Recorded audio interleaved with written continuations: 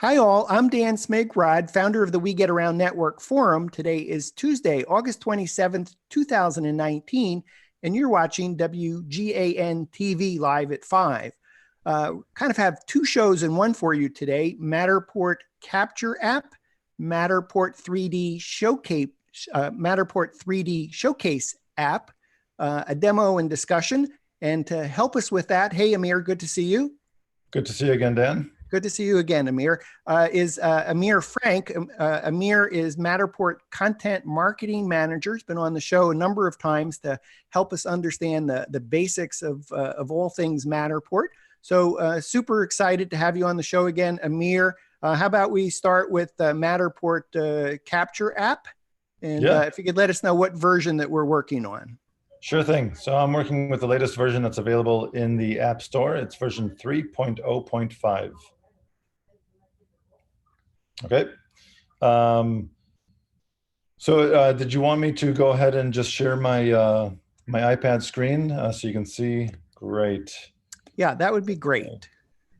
So let me just pull that up. So this is Matterport Capture app, really for newbies. So we're going to assume that that I've never used Matterport before, that I just bought my Matterport camera. I'm waiting for it to arrive, and I want to get a head start on how to use Matterport Capture app. And Amir is kind enough to take me through that. Yep. So what we see on the screen here is basically just my iPad. You can see in the bottom I have two Matterport applications. We'll get to the one on the right. That's the 3D Showcase app. Right now, I want to focus on the one on the left, which is Capture. I don't know that I have internet access, but basically, if you go into, let me see, I don't think this is going to work. Okay. Basically, if you go into your App Store application and just search for Matterport, there aren't that many applications made by Matterport, and you'll run across it without a problem. So, okay, so we're looking for the Matterport Capture app. Yeah, exactly, Capture. This is the one used to capture your scan data, hence the name, Matterport Capture. So when it comes up, this is basically your home screen. You see a thumbnail of all the models that you have captured, that you have in your iPad. And you can either go into any one of these models to see the information, scan data. I can add to this, edit this in a couple different ways, and upload it to my Matterport account for processing into a complete model. Okay, so let's assume that I bought a Matterport Pro 2 3D camera. Mm-hmm. I've opened the app. Now what? So you've opened the app, and in order to capture, you actually don't even need to sign into your account. But let's see if we can go ahead and go through that. So if I press the three lines that are in the top left corner of the application, you can see kind of a settings panel come up, and there is my email address on the at the top there. If I click that, I can log out. I can sign out of this account and sign into another one. Let's assume that I wasn't actually logged in. I would just be able to sign into my account. Okay, so this is where I enter my Matterport cloud account. Correct. Email address and password. Correct. This is where you enter in your Matterport cloud account, email address, and password. It shows you a little bit about the account. And also, you can see where it says organization. I can select between the possible different organizations that I'm related to. So for example, what that means is I'm a Matterport service partner, and I have my own account in my own business, but somebody with their account hired me to scan for them. So I'm just the scanner in this case, and I'm uploading directly to their account as opposed to going through my account. And so they would invite me as a collaborator. I'm then added, and here under organization, I can choose which account I want to upload to.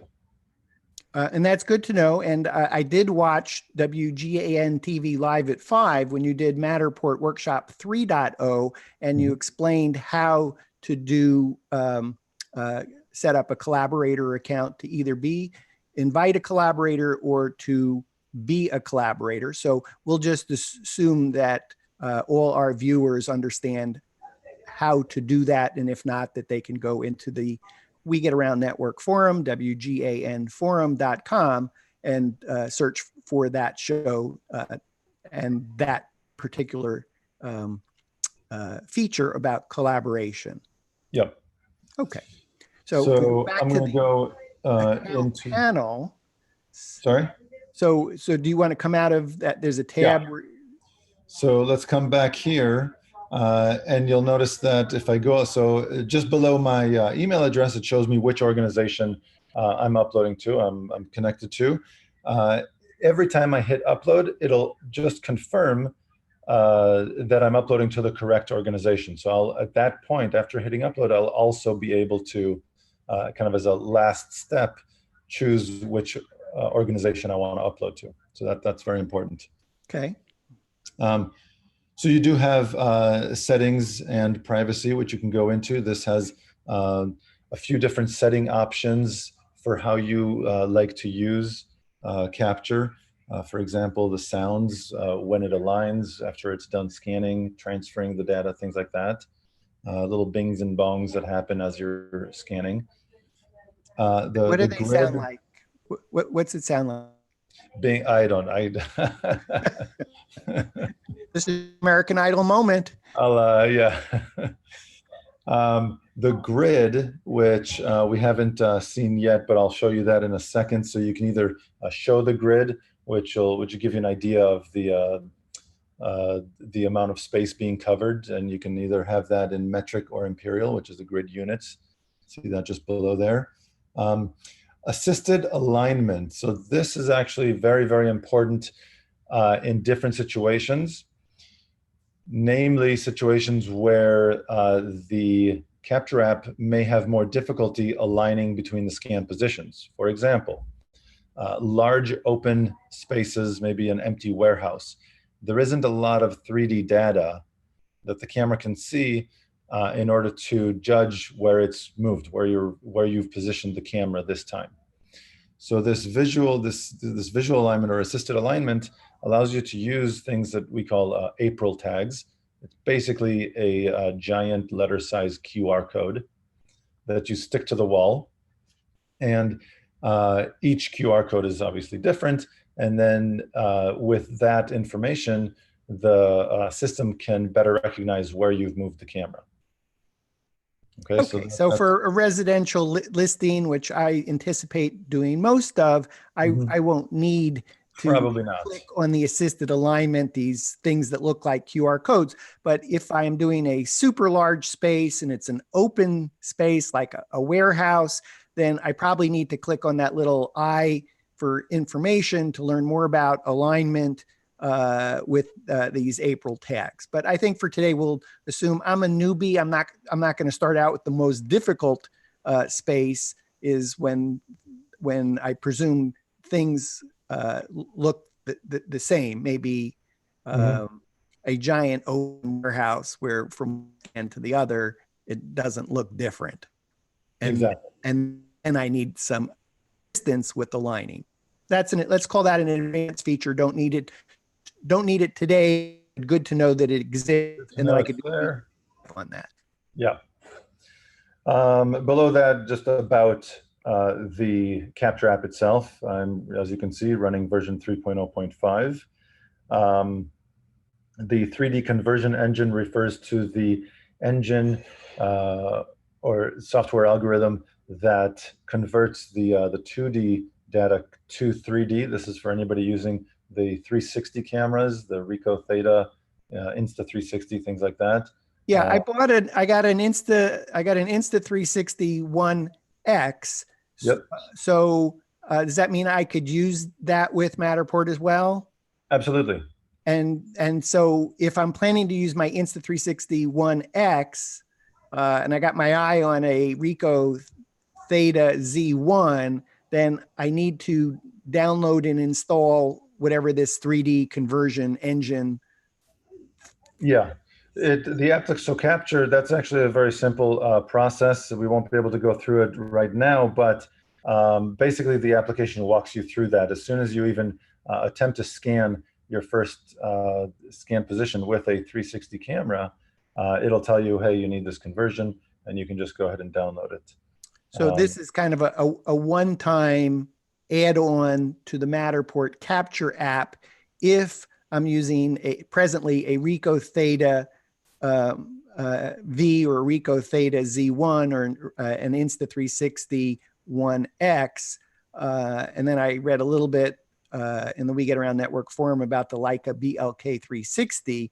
So I presume I would need that as this 3D conversion engine. Only for the 360 cameras. Just for the 360 cameras. Only for the 360 cameras, yeah. Great, thanks for clarifying. The Matterport and the Leica capture their own 3D. Okay, so for today, we'll just assume that I got my Matterport Pro 2 3D camera on its way to me, and we'll focus on that for the rest of our experience here. Correct. So yeah, so in that case, when you do have a true 3D camera, you don't need the engine. There's no conversion happening. Below that, you have the license agreements and whatnot. So I'm just going to go back. Help and support embedded into Capture are actually some technical help and support documentations. Can we see an example? Yeah. So there's the quick start, things like this, where it shows you how to connect, a few tips. So there's some helpful documentation. Okay, and I saw, I think at the very top, that there was also a how to scan video. Yeah. So it's embedded. Very good. Our screen. There we go.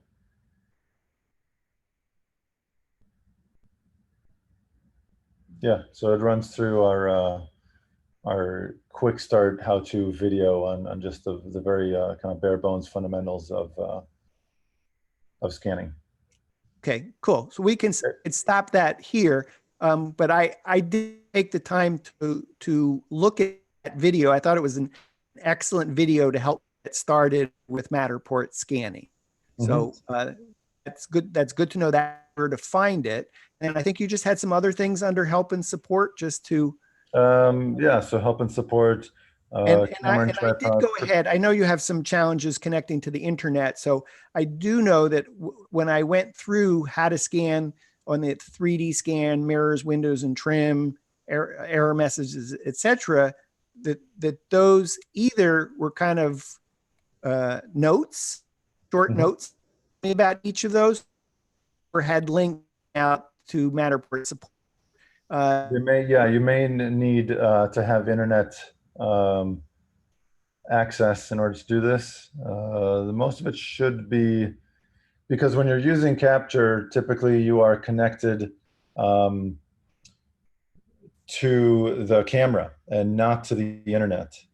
So a lot of this content, if not all of it, really should be on your iPad or iPhone. Yeah, I found most of it on my iPad, but there were the links there. So I found reading the links ahead of time. So I was, I'm super eager to get my Matterport Pro 2 3D camera. And so I've been looking at the app, and I did see there are a lot of helpful screens in case I get stuck.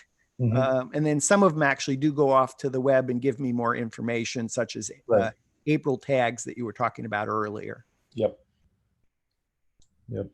Okay, so, cool. And after that, you have storage and firmware. So here you have the amount of storage that is in Capture, basically how much storage on your iPad Capture is taking up. So that's a good thing to just keep note of. It's not something that you need to look at on a daily basis, I would say, but just keep note of it. And also how large the iPad is. It's important when you're using Capture to try and always have no less than 2 gigabytes of available storage. And the reason for that is there's a lot of processing that's involved in aligning the scan positions, and that may require basically just more resources from the iPad. Well, let's pause there for just a moment. Amir, maybe you could take it off screen share just for a moment. Mhm. And I just want to kind of maybe insert a new subtopic here is maybe if you could take it off screen. Yeah, thank you. Which device should I be using for Matterport scanning? Which device, meaning which iPad, iPhone, iOS device, or which? Yeah. Okay. So as far as the device used, at the very least, let's just kind of focus on iPhones for a second. So iPhone, I believe it's version 6S or later. And the 6S is actually getting pretty old now. So it's not, you don't necessarily have to have the latest and greatest. But that said, and before I get into more about that, as far as iPad, 6th generation iPad is great. That's what I have. iPad Airs work very well, but the iPad Pros are going to be a little bit faster. Same thing holds true for the iPhones, either iPhone or iPad. Right now, we only support iOS devices. Hopefully soon others as well, Android. But for now, it's iOS. And so the latest or the fastest and most amount of RAM is beneficial. It will allow you to align much faster and move on to the next scan quicker. So you can just proceed throughout the entire space much faster. So part of making a decision about what device is right for me may be a budget consideration. So if I can afford it, you're recommending get the device that has the most storage and has the fastest processor. Yeah, the most you can afford. I personally like the bigger screen on the iPads. So I kind of gravitate towards that if possible. Are you talking about the really big iPad or? No, I'm talking about iPad versus iPhone. So that's why, I mean, if you have an iPhone 10, that's great. And it'll work just fine, but the larger screen on any iPad versus iPhone, I think is beneficial, especially when getting into things like markings and whatnot. Even the iPad Pro 9 or 9.6, whatever inches it is fine. You don't need the 12-inch. Is this a personal preference in terms of physical size? At that point, I would say it's completely a personal preference, whatever you feel comfortable with. Some will kind of lean towards the smaller, lighter iPad, and some just really want that huge 12-inch screen, which is understandable. Well, I was thinking if I was scanning for 5 or 8 hours a day, that extra weight of that really large iPad might take a toll on it. Absolutely, and there's definitely a consideration. In fact, even the lightest weight iPads, after a while, take their toll. They become heavier, it seems, with time. Highly recommended as an accessory is a shoulder strap case for your iPad. Good tip. Good to know. So, and then I happen to have an iPhone XR, but I'm not tempted to use it for scanning, because doing the trim and kind of looking for where there's black spaces and scan, seems like it'd be of an eye while scanning, as opposed to using an iPhone where maybe I don't physically have such a big screen and maybe a little bit harder to see. Yeah, I would agree with that. Again, it's just personal, and if you happen to have an iPhone and don't want to spend the money on an iPad, you can. The possibility is there. But I would say as you said, with trimming and drawing in the lines for windows and whatnot, the larger screen does make it a little bit easier. Yeah, I happen to be going traveling in September, and I was, oh well, this is nice. I could actually take my 360 X and iPhone XR and have a small light solution so that I can scan my hotel room. Absolutely. Absolutely. Incredibly transportable, very easy to travel with. It, packs up in no time. Most of it will even fit in pockets. Yeah, and I have a small monopod that collapses and is very small for traveling. But do you have photographers that their day-to-day scanning device is actually a smartphone, is an iPhone rather than doing a tablet? I'll be honest, I don't know. The possibility is there, and there certainly may be some. The iPhone 10 has more RAM, as I believe 3 or 4 gigabytes of RAM, which is more than some iPads. So it's as far as performance, it's a very high performing device, and outside of the screen size, can certainly be used. Well, I still have a couple more days to make my decision on which device to go with, but I think what I would choose is probably not the physically largest iPad, but the iPad that has the most storage with the fastest processor, and invest in a shoulder strap. I think you're describing it, harness, shoulder strap, or maybe a kind of a case with a grip or something. Yeah. But it is interesting to say, if a device weighs a pound, 5 hours of scanning, does it still weigh a pound? Yeah. Maybe it might feel like it's a little bit heavier than that pound. I guess that's an interesting philosophical question for another. Okay, so I think that tremendously helps which device is right for me, and I think I can make a confident decision based on what you've described. You want to take us back on screen share and keep taking Matterport Capture app? Let me see here. There we are.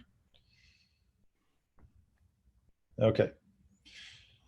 So just to point out, under the updates in this option, currently turned off is the 3D conversion. This is what we were looking at before with when using 360 cameras and the application being able to convert those into 3D. This is what's necessary. So if I tap this toggle switch, it'll just go online and download the 3D conversion engine. Great. And where it says firmware and it has a green check mark, I would imagine if there's a new firmware upgrade for my Matterport Pro 2 3D camera, there'd be some kind of red mark indicating that there's a firmware. Exactly. So this camera that you see here, the serial number being P771, is one of the cameras that this iPad has connected to. Every camera that you connect your iPad to or your Capture to is stored here under firmware, and the firmware version inside that camera is listed here underneath firmware. In this case, it's showing me the firmware version, and it's telling me that I am up to date with that camera. Okay. So I may have in my stock of cameras, I may have more than one, and one may be updated while others are not. So it'll tell me here. Awesome. Thank you. Okay, so that is basically the settings, seeing what's going on, kind of adjusting any preferences that you have for Capture. And I'm just going to tap on the main screen to kind of get rid of that, slide all these thumbnails back. And then here, what I kind of wanted to go over outside of the hamburger menu on the top left is the question mark, which again brings up the help information that we looked at before. Select and sort. So if I tap select, I can just tap any number of these models, and then, for example, upload these two, duplicate them, or just delete them from my Capture app altogether. Okay, I'm just going to hit cancel. And sort is actually kind of nice to have, because this, by default, the sort is by date. So the last one that you've scanned is at the top left corner of your screen here, and so on. So I can actually change the sort. If I had, for example, 60, 70 models in Capture, I can search by name or sort by name. It might make it easier for me to find the model that I'm looking for. Cool. Okay. Outside of that, really the only thing left is to create a new model. Well, I see a couple other things before you get there. Oh. I see on the first thumbnail is a little cloud with the check mark, but the others don't have that. Yeah. So this model has been uploaded to the account. This indicates that the little check with the little cloud icon indicates that I've uploaded this to my account. The others don't have that because they haven't been uploaded. Okay, and then I see 3 dots under each of the thumbnails. Yes. So while I can go into the model by just tapping on it, for example, like that, I can see the model. I can press, you see in the top right corner here, I have that cloud with the up arrow icon to upload. I don't need to do that. I don't have to go into the model. I can tap these 3 dots and just hit upload from this menu. That is assuming it's never been uploaded. If it has been uploaded, like with this one, you'll see that that option is not available, but I do still have the edit info and duplicate option here, or delete. That actually brings up an interesting point, because sometimes you may want to re-upload the same model data. And if you tap here and you can't, then you're not sure what to do, in which case, what I would recommend is just edit the info. And so instead of campground, I'm just going to add a number 2, save, and now I can upload. So I didn't make any change to the model data itself, but let's say I want 2 of these in my account, I can re-upload the second one, or the same model, just by changing the name. Without having to duplicate the model and take up space on your iPad. Correct. Okay. Does anything, I know we haven't connected a camera, and that's problematic today with how we do our call and how you share your screen, et cetera. But would I see anything different on the screen once the camera is actually connected? I actually have a short video that I did so we can look through what a scan looks like. Okay. But before we get there, I just wanted to point out the large plus icon with the circle in the bottom right. Mm-hmm. That, of course, the only thing left is to create a new model, where you tap that. It asks you, okay, what's the address of this location? You don't need to do anything. If you just hit save, it'll name it Untitled or something like that. If I just do test, it'll name it test. And once it opens, the screen comes up, it's blank, it's new. Once I have a camera connected, instead of no camera connected, obviously it'll say camera connected, and I'll be able to tap the little kind of cube icon in the circle there, just below where it says 3D, to scan my first. And what's the difference between that 3 button and that cube button? So the cube button is what triggers the scan. The 3D button is what indicates what you're scanning, a 3D or a 360.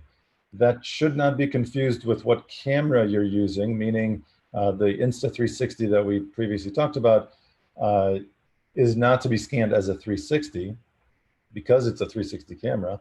That's something very different.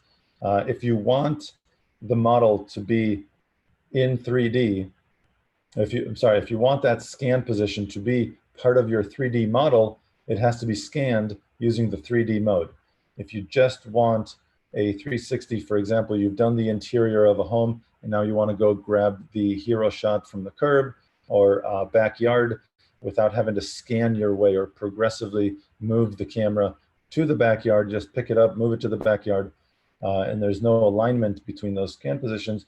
You would then choose the 360. This adds just a 360 spherical position to the model data without actually aligning it with the rest of the 3D model. So with a 3D scan, each scan has to attach to a previous scan, and with a 360 view, I can move the anywhere. The trade-off is that the 360 doesn't have data associated with it like a 3D scan, which has both the 360 view and the 3D data. Correct. Okay. Correct. Exactly. Okay. Will those buttons look anything different than when the camera's connected? I'm sorry, will the buttons look different? Yeah. No, they all pretty much just look like this. So I have a choice of which button to touch. I'm not sure what you mean. I want to make sure that I'm scanning 3D because I want to end up with a Matterport dollhouse view as opposed to the 360 views that contribute the 360 photos, like an outdoor shot, the hero image you were describing, but don't have the data. So how do I just make sure that when I start scanning that I'm actually using the Matterport 3D capability? So the default is the 3D option. Every time you create a new model, it's 3D. And it's basically just a matter of choosing which one you want to scan before actually hitting the scan button. Okay. And that's kind of why they're both so close together. So that cube is the 3D. The cube that you see in the scan button it implies that you're scanning 3D. And when you go to 360, it shows you kind of a 360 spherical icon. Okay, so since you're tapping on your iPad, we can't actually see that, but that's what's happening. You're tapping. Yeah, I'm tapping, right. I'm tapping the 360 degrees, the brighter of the two, the top one. Yeah. Not the big one to the right of no camera connected, but just to the top of that. That's what I'm tapping to change between those two different scan options. Okay, great. You want to play a video that shows this? Yeah, let me pull that up. And while you're getting set up with that video, Amir, there's a huge thunderstorm where we are. So if it knocks us off the air, it'll probably just be for a second or two. And if so, we'll just reconnect and we'll be able to continue on. Good to know if I lose you. Okay, so let me just go ahead and play this. Can you see anything? Oh, sure. I see you're entering your new job right now. Okay. I'm not seeing on my... So, okay. So this is the video that you're playing. Yeah, so I just started scanning. I sped this up a little bit just so we're not sitting around. But so this is the first initial scan position that we're capturing. And you can see this is aligning at the top and then it comes in. Oh, great. This is tremendously helpful because I know doing our show that we can't actually connect to the camera and the iPad and our show. So you recorded a video so we could see what's happening. Exactly. So we're scanning the second. Now with the third one, I did something a little different. Let me just pause it real quick and go over this. With this third scan position, I took the camera out of the room that's currently being scanned. So you see what it looks like if there is no alignment. Okay. Okay. So the information is transferring, it's trying to align, and then it comes up. By the way, just a quick note, you can see the grid lines here. Okay. It says no alignment. There's no alignment. Again. Okay. So you just basically hit OK and move on. I move the camera back into the room and I'm scanning basically position number 4. And I just wanted to point out something interesting. Pause this for a second. So you'll notice that now we have scan position 1, and you'll notice on my grid, it's at 0. This line is at 0 meters. and 0. This line is 0 meters. Mm-hmm. Down here it's a 0 meters. So scan position 1 is at 0, 0. And that's kind of where everything starts and it gets built out from. Scan position 2 is over here. Scan position 3 did not align, and I hit OK, and that just kind of goes to the trash. There's nothing the system can do with it. Then I scanned scan position 4, and so you'll notice that I have 1, 2, and 4. I don't have scan position 3 because it never aligned. The same holds true if you delete a scan. Up here, just underneath the name of the model, right in the center, you'll see it says 3 scans. So this up here is the true total number of scans you have in your model, not the dark blue scan position with the biggest number. Mm-hmm. Okay.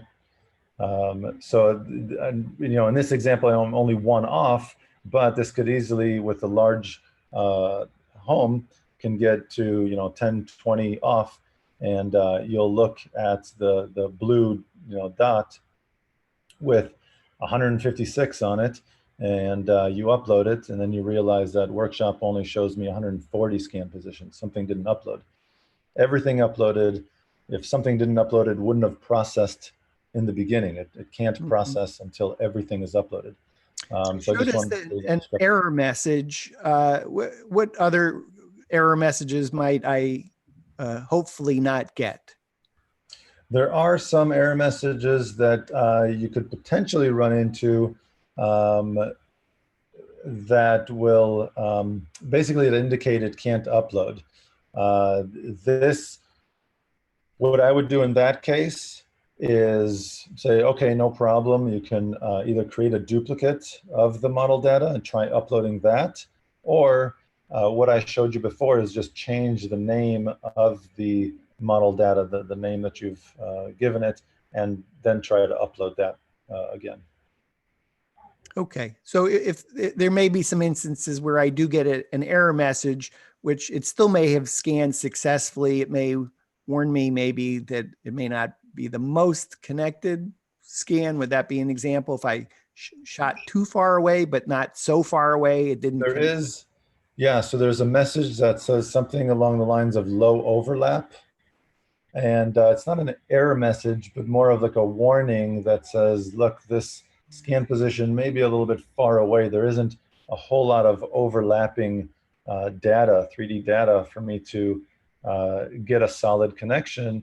That's not to say that the scan position wasn't placed correctly, but it's just kind of a heads up warning.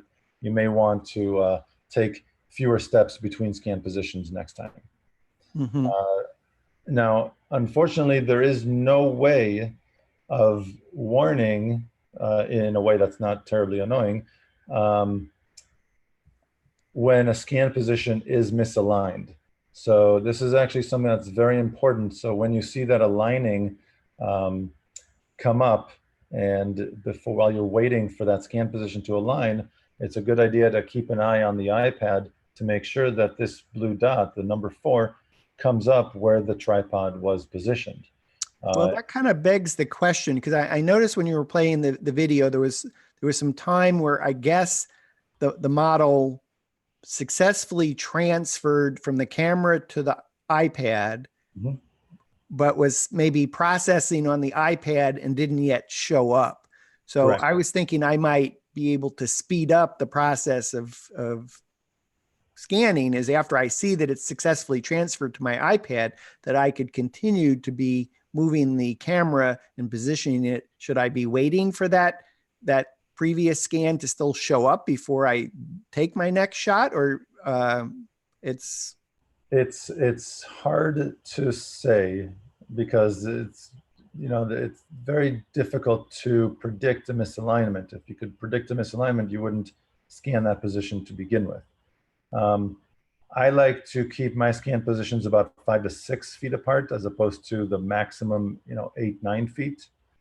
I find that with more overlapping data, Capture is able to align faster, which allows me to move to the next scan position faster. So just for clarification, if my next scan number 5 was just baby steps from number 4, then it would likely connect to number 4 faster than if it was 8 feet away. Correct.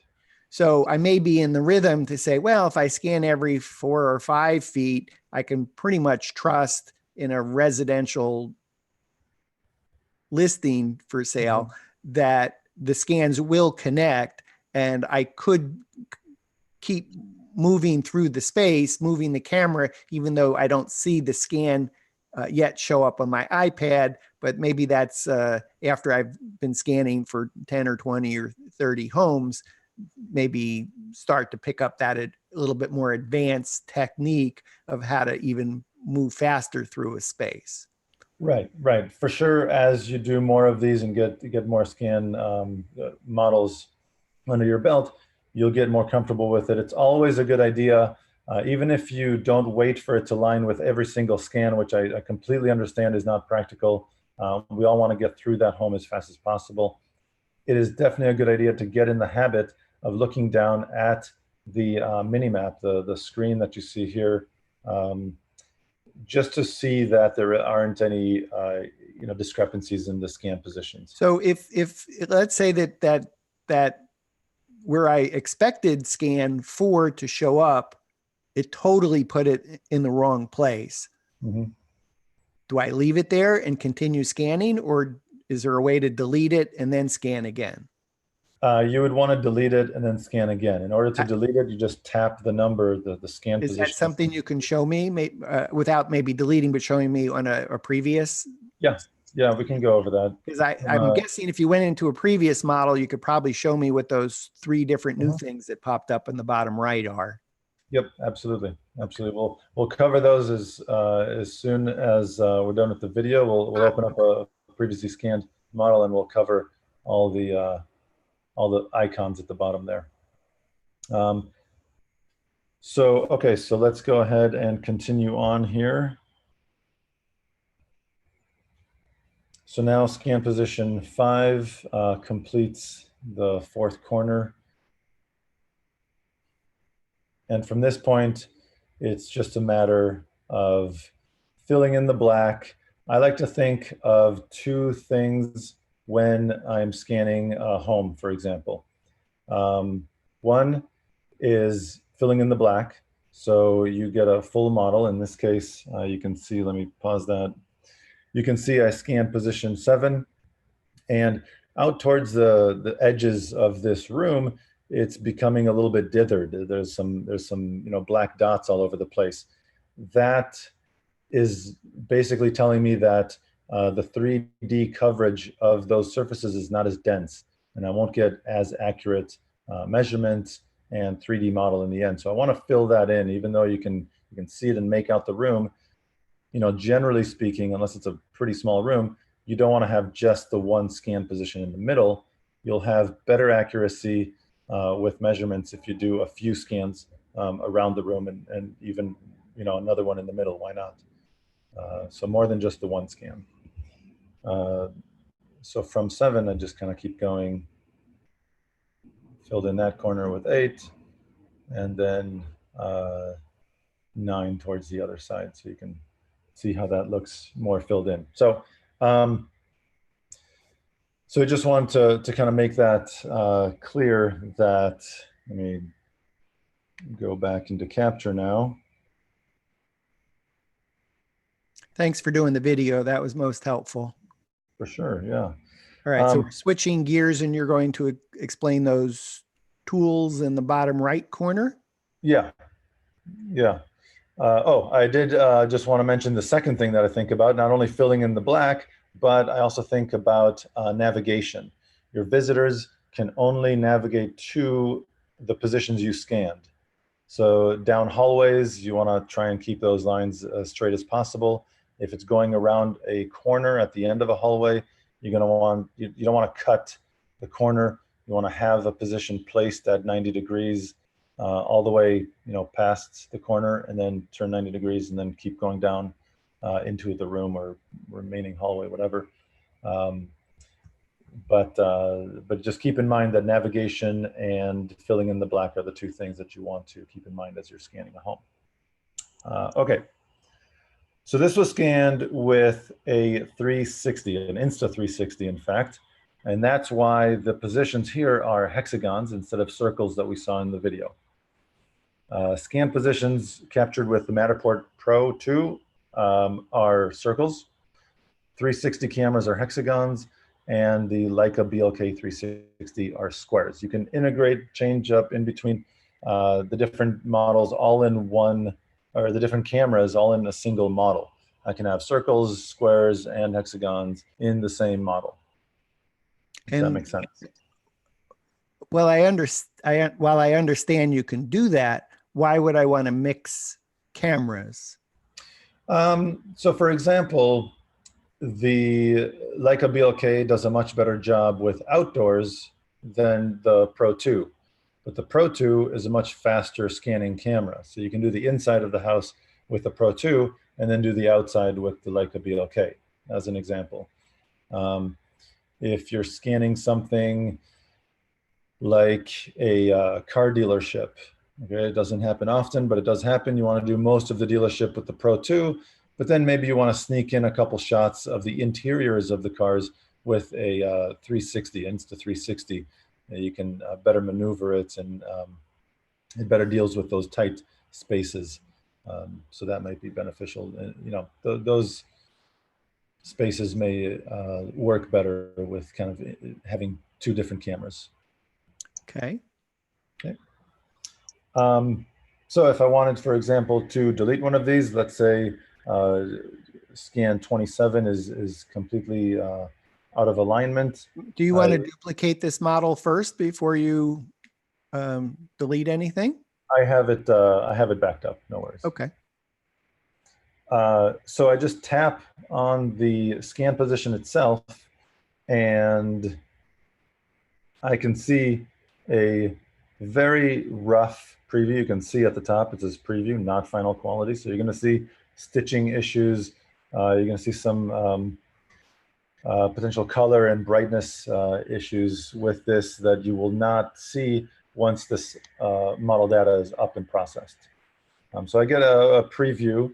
I can move this scan position between floors if I have different floors, or I can delete the scan, as you can see in the bottom. I understand the preview and that it's not the final quality. What would be a reason that I might want to look at the preview? So for example, I've had it where I was scanning and all of a sudden somebody comes down the hallway in the middle of my scan. I wasn't looking at the camera because then the camera may have potentially seen me, but I want to make sure before I move on that the camera didn't see this person that came in my shot. So I'll look at the preview and then see whether I need to rescan that or not. A terrific example. Are there other compelling reasons why I'd want to look at a preview? I suppose to each his own, Dan.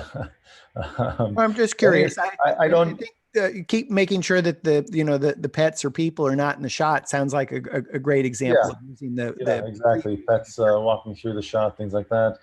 If there's a very specific detail that you want to make sure that did come out, that is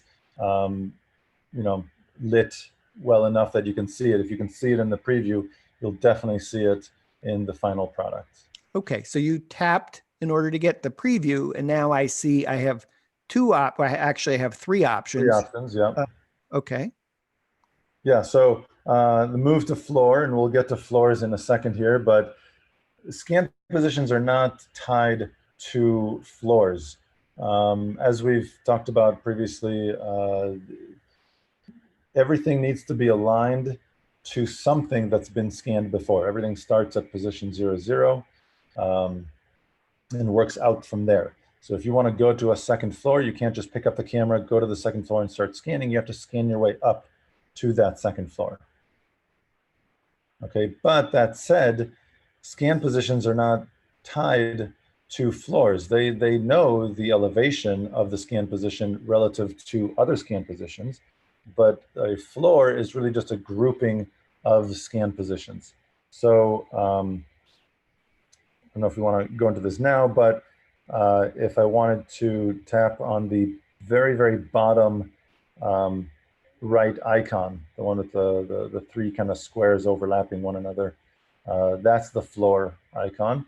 This allows me to create a new floor or switch between floors that I've already created, as you can see here. So I already have floor 1 and floor 2. If I just tap on floor 2, there are no scan positions there. If I go back into here and go back into floor 1, hit move to floor on scan 27, and then hit floor 2, you'll see that it does a little bit of processing and moving. Now I'm looking at floor 2, and that scan position is isolated. When I upload this model, what could happen there is I'm in the basement, I'm scanning up the stairs, I get to the main level of the house, I add a new floor in that menu, but I forgot when I scanned to place that scan on the second floor, that I'm yes. now scanning the second floor. So, oops, it is on the second floor. I can now tap on it and move it to the second floor. Precisely. So a lot of times, again, you're in a hurry, you're trying to get through, and you get to the top of the landing, and we know that at the top of that landing on the next floor, we want to start our new floor, but we're in a hurry and we forgot. No big deal. You can go back, select any number of scans that you want. I can, in fact, go back to floor 1. If I tap and hold, I just tapped and held down on 26, so it's highlighted, but it didn't open up a menu. Then I can go ahead and tap other scan positions, and then say, let's see here. Nope. Oops, sorry. Tab. Wait. Come on. I can't see it.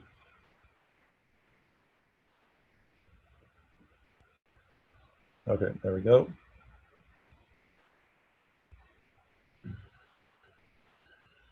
I should be able to move all of these. I don't know if I can move all of these. I should be able to move all of these to another floor.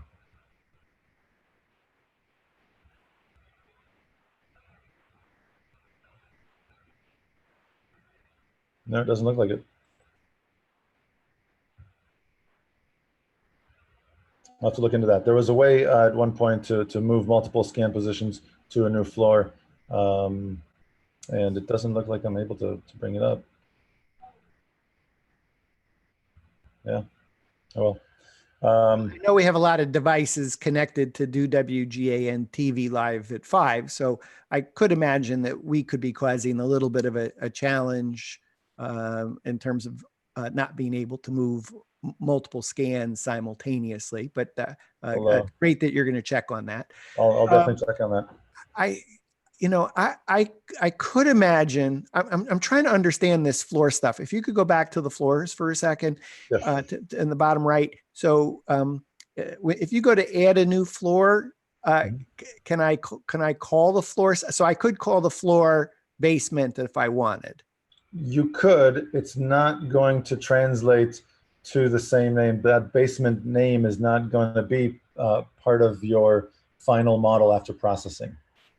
So maybe it's a way for you to let's assume that a house is 3 levels. It's got the basement, the main level, and the second floor. That's how I think of a space: basement, main levels, second floor. Good or bad? Let's just assume that's the case. So I could label while I'm scanning. So in my mind, think, oh, that's the basement, that's the main level, and that's the second floor. I think what I'm hearing is once it gets processed, it's actually going to be labeled floor 1, floor 2, floor 3. Correct. And just to make it more confusing, because I know that I read ahead, and the best practice was to scan from the bottom up. So in that case, scan basement first, main level, scan up the stairs, get to the main level, scan up the stairs, get to the second floor.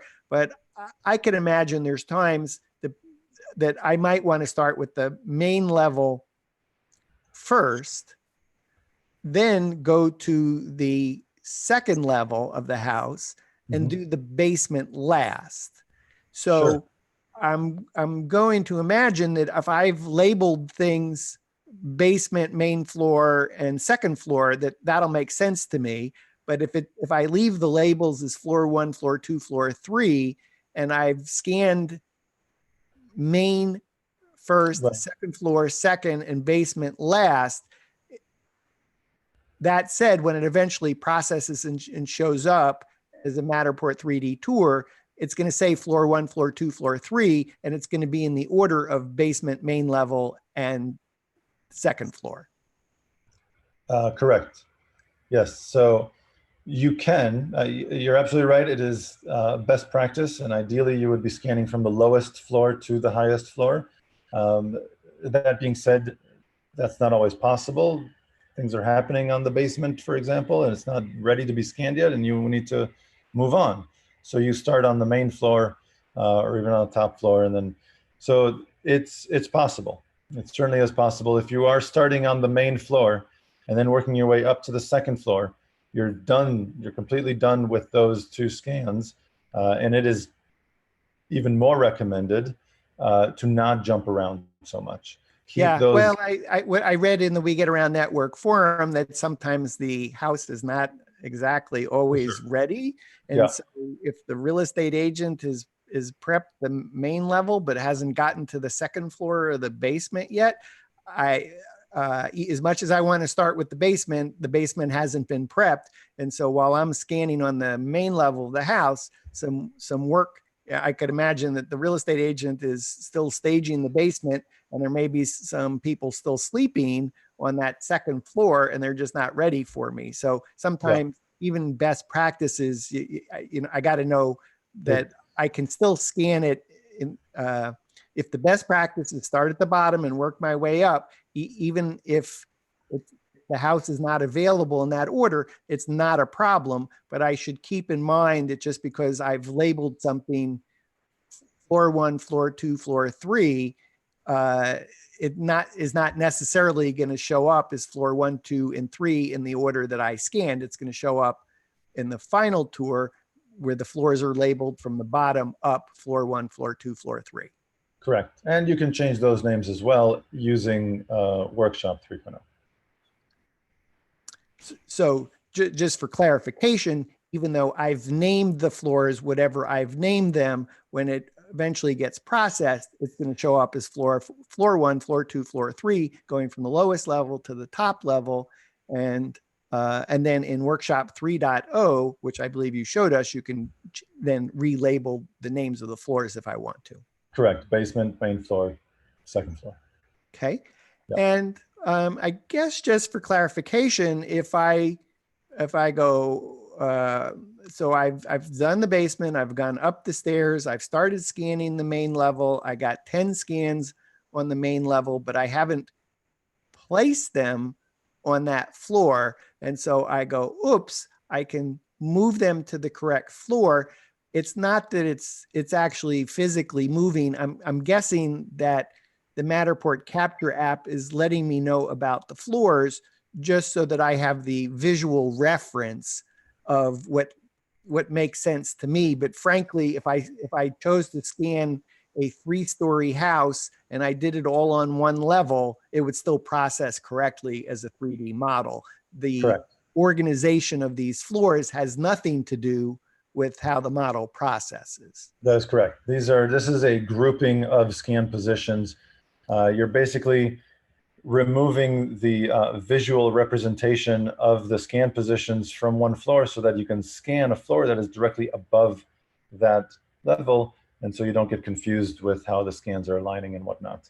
So again, for clarification, the floors is only to help me visualize my scanning so that by moving a scan to the correct floor, I don't have to look at the scan data for the other floors, and then I can actually see, did I complete that floor properly, and I'm not totally disoriented because all the scans are sandwiched together in one floor. Yeah, you don't see one scan position, one circle in your mini map kind of overlapping another circle, and you get kind of confused which floor is which one on, and so on. So it just helps you visualize the model because what you see in Capture is a 2D representation of a 3D model.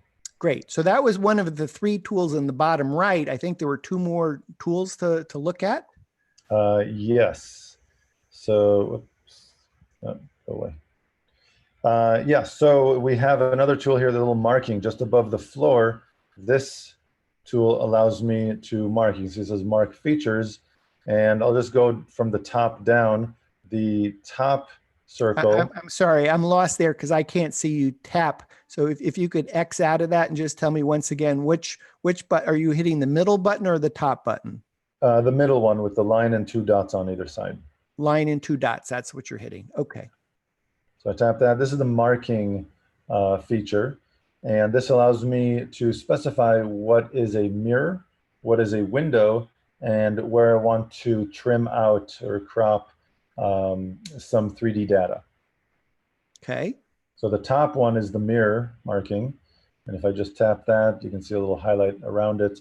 And now I'll just use my finger to tap and drag. And let's see here. I'm just gonna zoom in a little bit. So I'm gonna tap again on the mirror button to unselect it so that I can zoom in. And I don't know if you can make this out. This is the bathroom.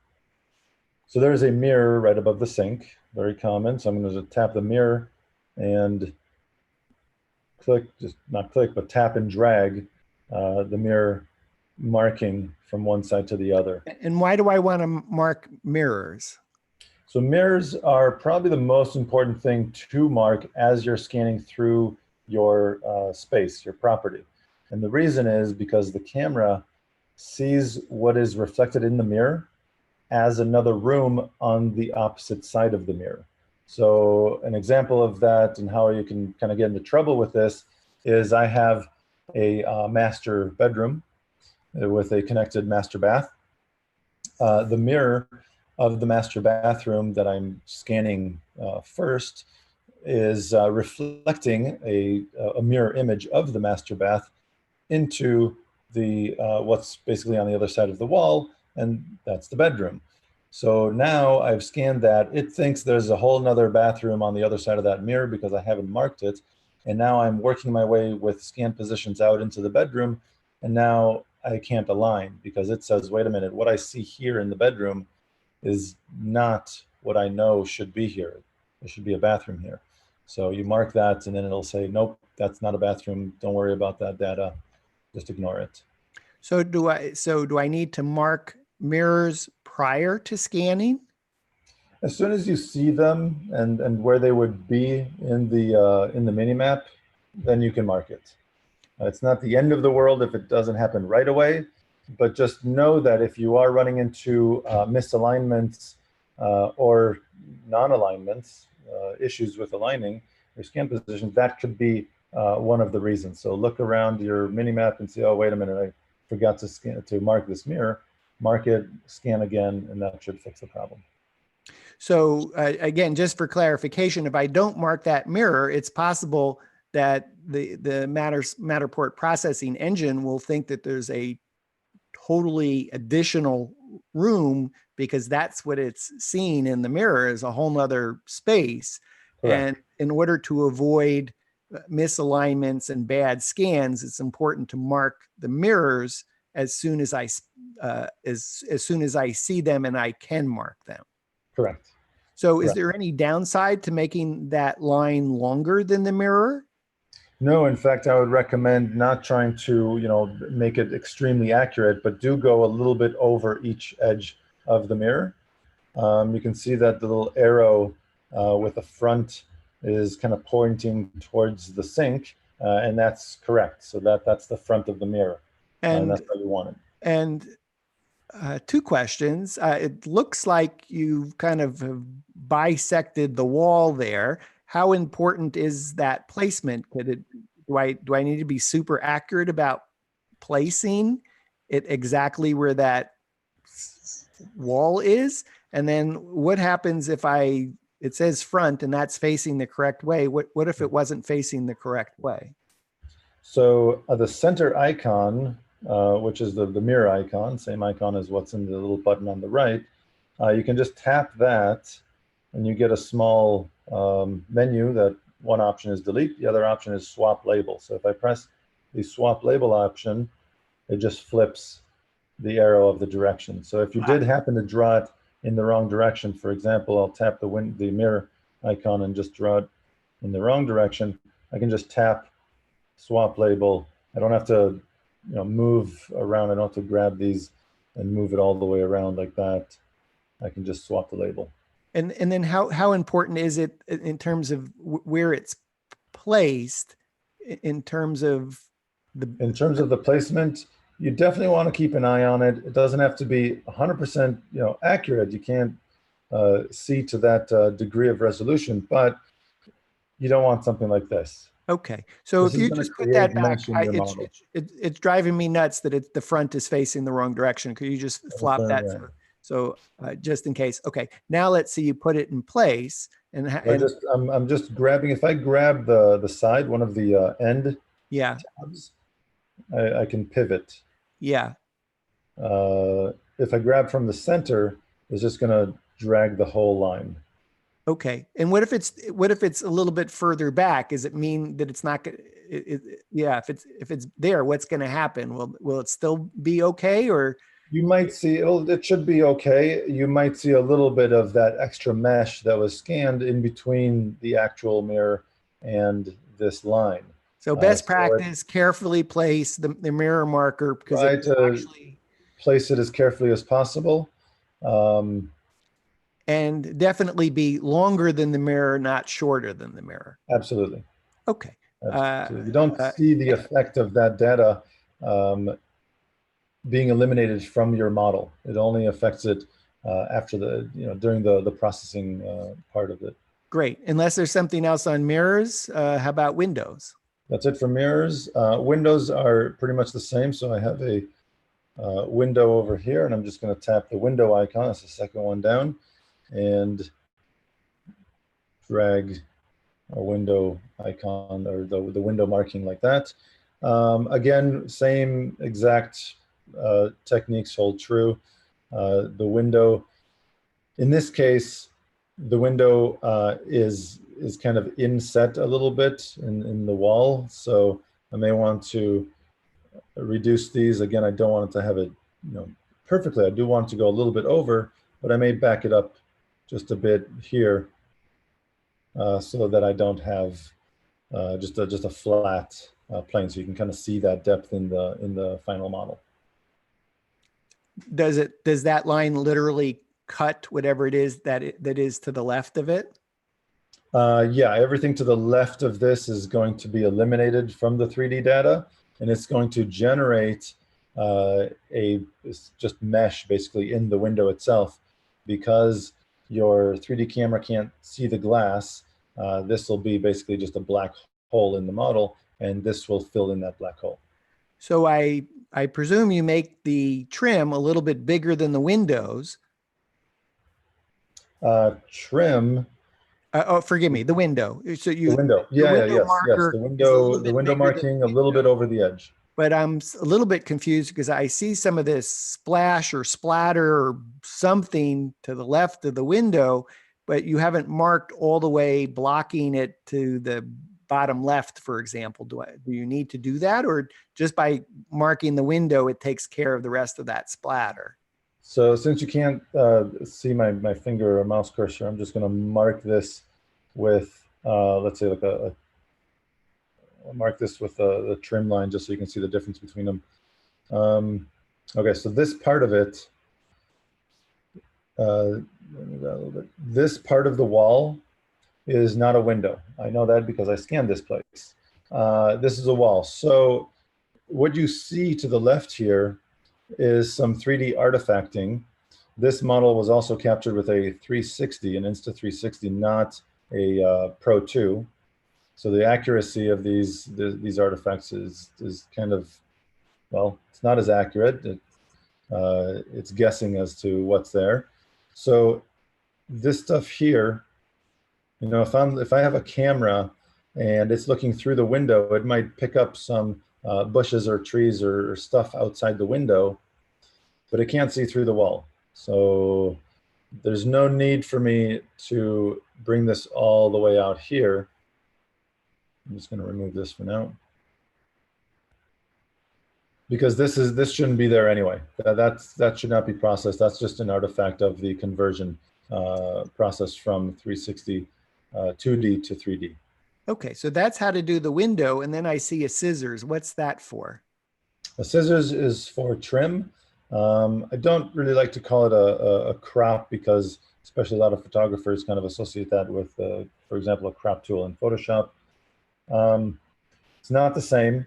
And a lot of people kind of trip up on this one because you assume, and I can totally understand why, if I just place this trim marking here, everything on the remove side of the arrow, you can see it has a little arrow pointing and it has a remove. I would assume that everything, all the 3D data on that side of the line would be gone. That is not the case. I'm just going to tap the X to get out of this tool so you can see the scan positions.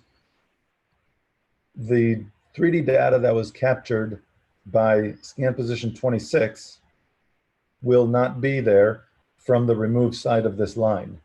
But because scan position 28 and 29 and 30 and so on are on the remove side of that line, they're not going to be affected. So the 3D data captured by those scan positions will still be part of the model. So it's very important to understand that this is only removing 3D data from scan positions on the opposite side of the line. I'm clear on that. What if I have windows on the like going inside the house? Maybe I go from the living room to the porch, and there's a window. There's a window in the living room, and I can see through it, and I can see the porch, and I've scanned in the living room, and I've scanned in the porch. Mm-hmm. So do I mark the windows? It does a little bit depend on the situation and what your preference is. You certainly don't. Let's just assume. I know it's not the case, but let's assume your scan 23 is, mm-hmm. and higher. Let's say that was a window just above mm-hmm. 23 that separated. Let's call it a porch, and let's call it the living room. How would you mark that, and why? Okay, so let me go into markings and take a window. And I'm just going to mark that like that. This is what you mean? Yep. So let's assume these are actually windows, and this is the porch. So, and this is the inside. Okay, so there we are. You can definitely do the other side of it too? Marking the other side of it is a little bit tricky. I would not recommend it. And that's because the two markings can eat away at each other, not giving you a complete wall of mesh, wall of geometry in your 3D data. Okay, so you could, and I would experiment with this maybe on your own, or whoever's listening in. But basically, what I would do if I were to do that is draw the other one with some distance between them. I would not overlap them like this. Okay, but with the wall in between. But with a wall in between, kind of like they are, one is one side of the wall, the other is the other side of the wall. That should work, but again, I kind of hesitate to say this is a guaranteed thing. As it's going through the rendering of the model data and the processing engine, things can kind of shift and move a little bit. This might be an example of duplicate the model and try it both ways and see how they compare and whether I'm happy with the result. Absolutely. I'm thinking about that this might make the dollhouse look nicer by doing the marking like this. I guess I got to go play with it. It actually shouldn't matter. You should see the 3D geometry, the mesh that's created from these markings. You should see from both sides. Okay, and I think I had just two other questions on the windows. So I'm presuming I have to be careful about not marking a doorway, because if I mark a doorway, does that kind of mean I can't walk through that space if I've marked it with a window or trim tool? Yes, absolutely. Because the window marking, the window and mirror both create 3D geometry where you place those markings, it's very important to pay attention that you're not marking, certainly not doorways, but also a lot of times, for example, an entryway for a home will have a large window over the door. You don't mark that, because the window marking is going to create that mesh all the way from floor to ceiling, blocking the doorway that's beneath that window. Does that make What sense? is a Matterport sandwich? Yeah. So, oh, did you ask what is a Matterport sandwich? Yes. What is a Matterport sandwich? Oh. So sometimes, well, okay, so it is recommended, as you know, best practice is to have everything open. All the doorways that you are planning on scanning through, have those doors open before you even begin scanning. That being said, we know that sometimes users prefer to have a door closed, and then as you scan your way and kind of get closer to it, the door opens, you know, to kind of see what's inside, and then you can scan your way through that. That is going to create mesh where the door was scanned. So if the door is scanned closed, the scan position that saw that door closed is going to create 3D geometry in that doorway where the door was seen as closed. And even though you're scanning through it, that geometry, that 3D mesh is going to be part of the model after it's done processing. What you can do to get around that, for example, let's say I did that in this case, I had the front door between 23 and 24 closed. 23 saw it as open because it's super close, and I'm really getting close to getting out into the patio there. However, 9 and 7 saw it as closed. Okay, so what I'm going to do is I'm going to go into my markings. I'm going to choose the little scissors icon. And whoops, didn't want to do that. Delete, delete, zoom in first, and then choose the scissors icon. And I'm going to draw a couple trim markings to remove the mesh captured from those scan positions that saw the door as closed. Okay, so I know from the inside of this space, those scan positions, as I mentioned, 7 and 9, saw the door as closed. So those are what I need to focus on. So I'm going to draw a marking there, tap again, and draw marking there. Don't need to be quite that much. They're overlapping, as you can see here. And when I zoom back out and get rid of this, you can see that 7 is on one side of one of these trim markings, and the door is on the opposite side, as well as 9 is on one side of the other trim marking, and the door is on the opposite side. So those two scan positions that saw the doorway or the door as being closed, mesh is now being removed for that door. So this is a workaround for a problem that I created by opening and closing doors while scanning. So Exactly. to avoid a Matterport sandwich, I'm not sure why it's called a sandwich, but to avoid. I'll get into that, because let's say 26 also saw the doorway as closed, right? From both sides of the doorway at one point or another, you had scan positions seeing it as closed. So you want to do it from both sides. So I'll press the trim marking and I'll remove this as well. I don't want it to be too close. So you want to get some distance there from the door itself. So now the scan data from 6. So I'm basically sandwiching that that mesh that of the doorway itself. I'm sandwiching that between a few trim markings. So to avoid having to do a Matterport sandwich, I should make sure that all my doors are open throughout all my scanning, and then I won't have to learn how to do this advanced technique. Exactly. That's recommended. Great. All right. Anything else to show us on Matterport Capture app? So the last icon, just above the markings, this is where the 360s, as we said before, I can tap the 3D button just above the main scan button. You can see how I'm changing it from 3D to 360. If I captured a scan position with this mode, with this scan mode enabled, I'll find it here in the top of the 3 icons. I'll just tap that, and it brings up the 360 view that I had captured, and you can see that it is quite far away from the rest of the model, and so it would not have been able to align, but I can, let's see here, this is actually on. I'm going to remove that from the map. What I can do is once I've captured the 360 view, I can actually place it on the map where it belongs, or I can do that in Workshop. So I got 2 choices. There was something that said GPS that was lit up. In the bottom,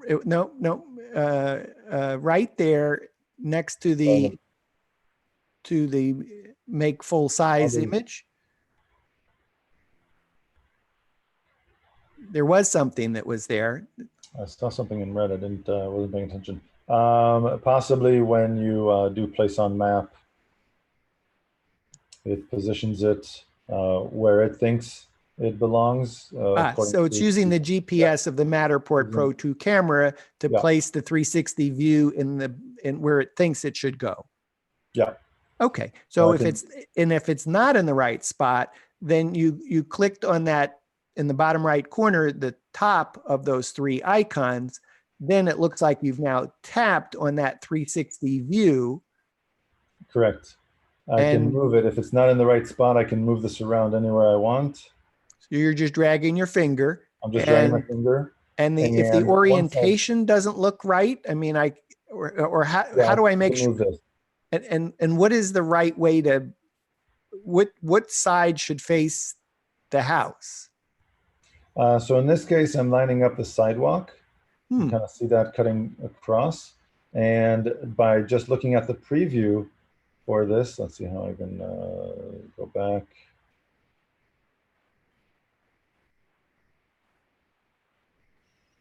By looking at the preview, I'm seeing that there's a large bush here with this kind of just the top part of this house. This is where the model was captured. So that house there is the model. So if I go back, there's the used GPS for location. So if I go back to this model, let's see here. Oops. Sorry, go back in here.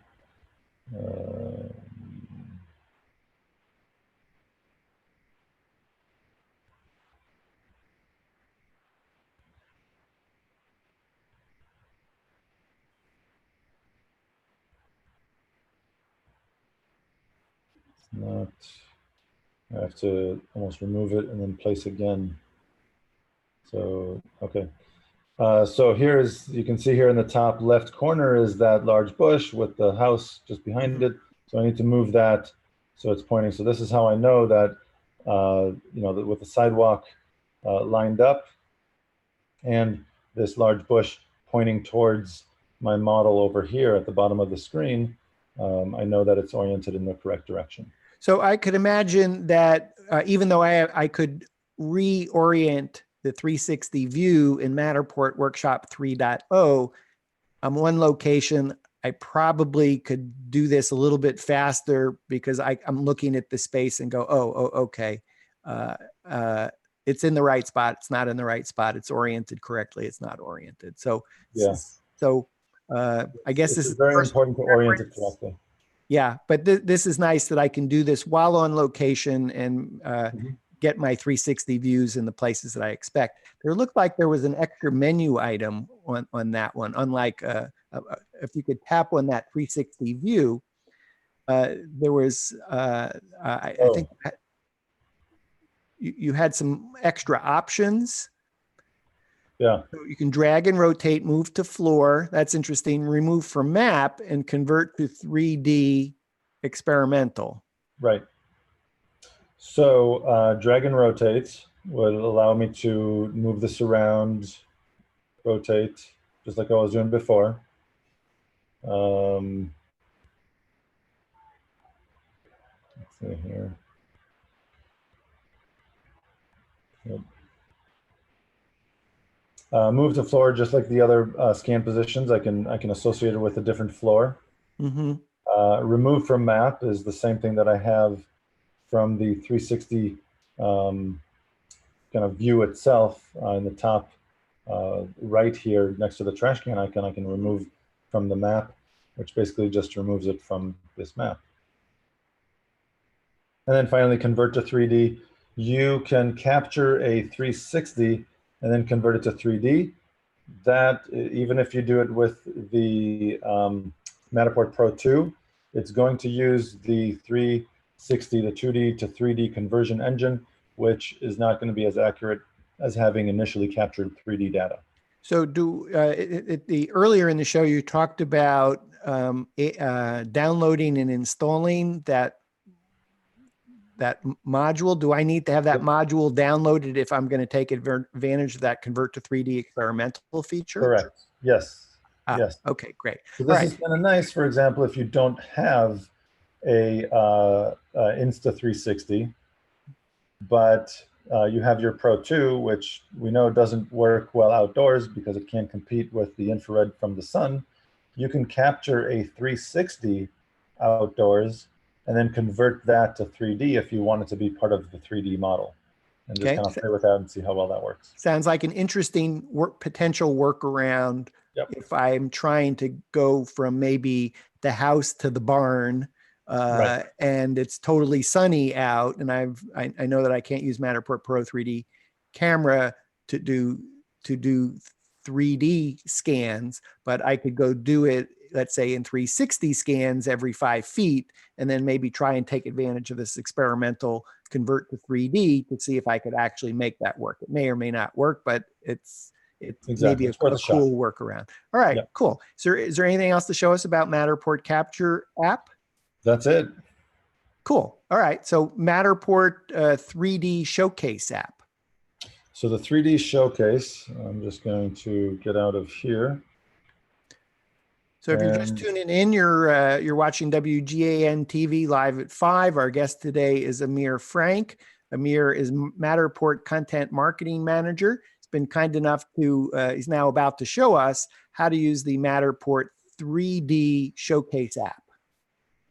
So now we have just launched 3D Showcase. This is a simpler application. This is for displaying. This is really great marketing tool, really, where you're not certain you're going to have internet connection. You're definitely going to want to download this application so that you can download any of the featured models that we have here, or any of your own models. You just download them to your device. Okay. So when I first launched this application, you can see it opened up the featured page, and I can just scroll through these. These are homes in our gallery.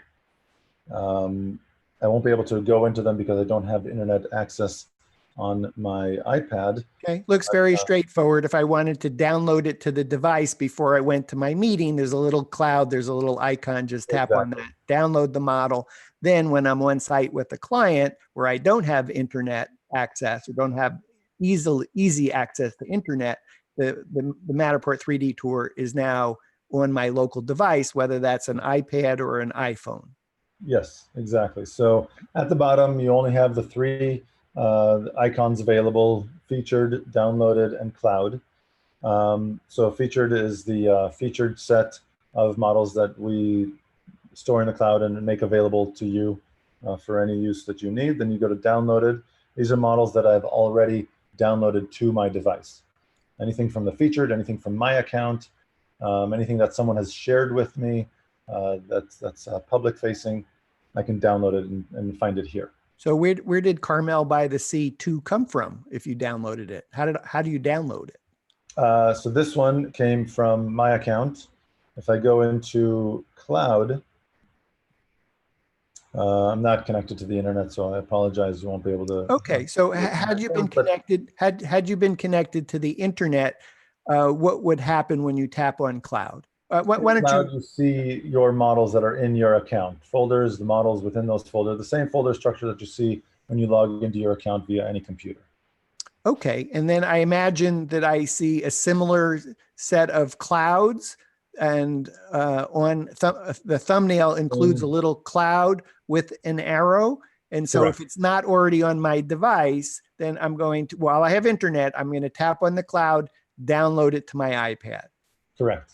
So I imagine someplace I needed to sign in on this device. That's in the cloud. In the cloud, if you're not signed in, and assuming you have internet access, what we would be seeing here right in the center of the screen is your fields for your credentials, login and password. Okay. So once I sign in, then if I want to download one of my models, I go to cloud. It's now essentially mirroring whatever is in my Matterport cloud account. Tap on the models that I want to download. They're now downloaded on my device. I can go do a meeting without having internet. Correct. How do I? So okay, now I have the model I just shot for a client. I want to set my client up with the showcase, with the Matterport 3D showcase app, so they can use their model in a presentation where they don't have internet. I don't want to give them access to my Matterport cloud account. So Sure. how do I enable my client to be able to add the space that I want to be able to give to them to their iPad? So the first step is you have to make sure that the model is public. Okay, so if you remember in our workshop 3.0, we went over the little lock icon in the top right corner of your account pages. When you're on the model page, you can see the little lock icon. You just tap the lock icon to unlock the model, making it shareable. Doesn't mean that anybody can search for your model, but it just means that anybody who has the direct link can then find it. So you can use that link to view your model. So I have the link. I email it to my client. You really just need to email them one part of the link. The link is going to look something like my.matterport.com/show, and then it has I believe a slash, and then it has a question mark, M equals. Then it has your model ID. It's 11 characters, could be uppercase, could be lowercase, could be a number, but 11 characters after the equals sign. Okay. Those characters, that is your model link. That's the only thing that you need to share with your client. So I share the model ID number, the model 11. ID, exactly. Okay. The model ID out of the link. You okay. So I email to my client, here's the link for Matterport 3D Showcase app, an iOS app, download the app. That's step one. Yeah. So they've downloaded the app. They don't have an account. So when they go to the cloud, if you want, I can, give me 1 second here. And I'm going to try and connect so I can get you a better visual of this. Okay. How about I pass you a Matterport model ID number? Would that be helpful? Sure. I'm just going to log in here. Oops.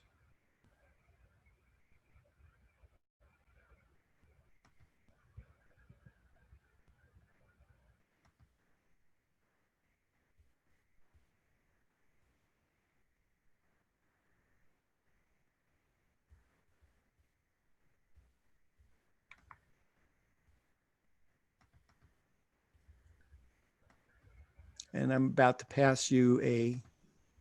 Okay, I'm going to share. So I just shared with you my 11-digit Matterport model ID. which is made up of letters, numbers, uppercase, lowercase. Okay, so here we are. So I've connected to the internet. Sorry that took me so long. So now when I go to my cloud icon, you can see that I'm downloaded. I still have just this one model. And if I go into cloud, I have, I'm logging into my temporary account. And so I have the same model as well as a folder that currently has 0 models in it. Okay. Okay. If I wanted to download this model, again, as you mentioned, I press the cloud with the down arrow. Now, if I don't have an account, if I go into my little gear icon, little settings kind of gear icon in the top right corner, and just log out, you can see here's where you would enter your username or email address and password to log into your account. Does my client need to have a Matterport cloud account in order to be able to add the 10-digit model number to their Matterport 3D showcase app? No. Okay. No, so assuming that your model is public and you have shared your 11-digit model ID with your client, they can come to this page, tap the magnifying glass, the little search icon in the top. Can you do that? I just passed you my model number. Yeah, let me look for that. It's in our little chat window on the right. There we go. Okay, so I'm going to just punch this in.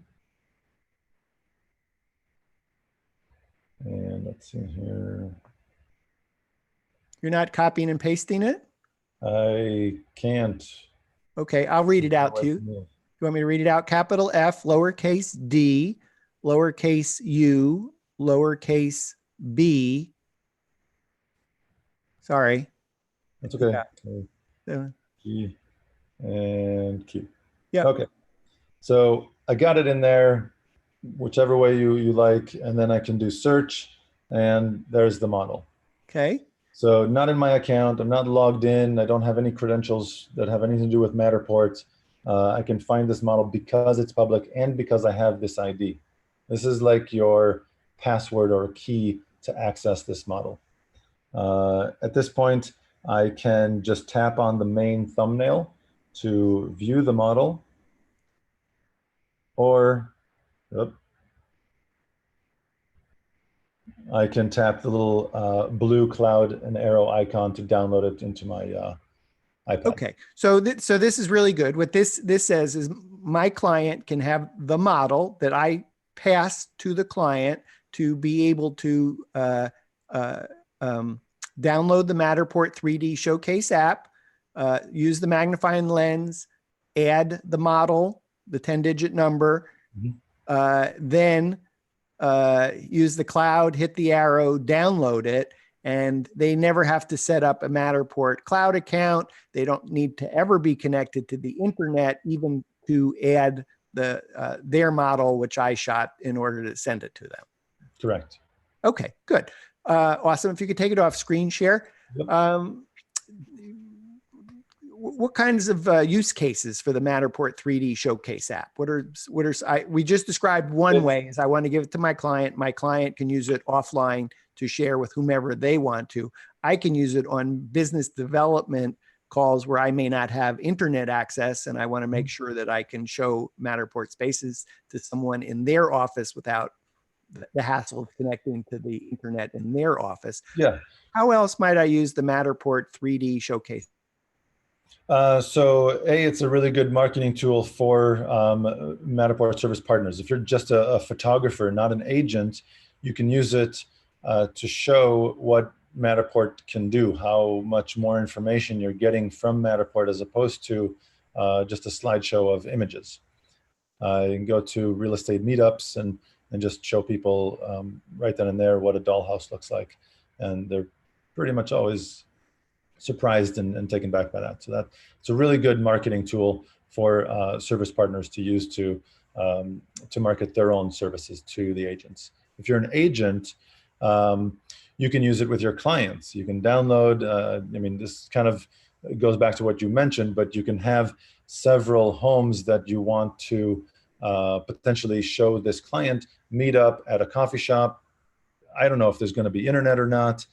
Show them the models, whether there is or not internet, and then you can know whether you want to visit, half of the homes or just a few of them. You don't necessarily have to go to all of them. Also, it seems like a great use at a trade show, whether you're a photographer or a real estate agent. Even though there might be internet, generally the internet's usually not so great. And this way you don't have to be dependent on it. So I think that would be another example of using it. Anything else that come to mind? Use of Matterport? Like you said, anything really where you want to show the power of an end product that Matterport offers to anybody in any kind of situation, whether there is or isn't internet, is almost irrelevant. This is a really good tool to visualize and interact with the model. Cool. Anything else on Matterport 3D Showcase app? No, that's a pretty basic and straightforward application. Yeah, Capture is a bit more complicated than this one. Amir, thank you once again for being on the show today. No problem at all. I really appreciate it. Thanks for inviting. And thank you all for tuning in. Amir Frank, Matterport Content Marketing Manager, has been on the show a number of times. Always terrific to have you on the show, Amir, taking us from zero knowledge to a wealth of knowledge in how to use Matterport Workshop 3.0, reasons as a photographer to get Matterport, and then today's show on Matterport Capture app and Matterport 3D Showcase app. We've been recording the show, so if you missed any portion of it, by tomorrow, Wednesday, August 28th, 2019, we will place the show in the We Get Around Network forums. If you're watching on our YouTube channel, we'll place it in the We Get Around Network forum. You can enter WGAN-Network-Forum.com, or in short, WGAN-Forum.com. And again, we'll recorded the show and placed it in the We Get Around Network forum. Amir, thanks again. Good to see you as always. And thanks for being on the show. I'm Dan Smigrod, founder of the We Get Around Network forum. And thank you so much for tuning in to WGAN TV Live at 5.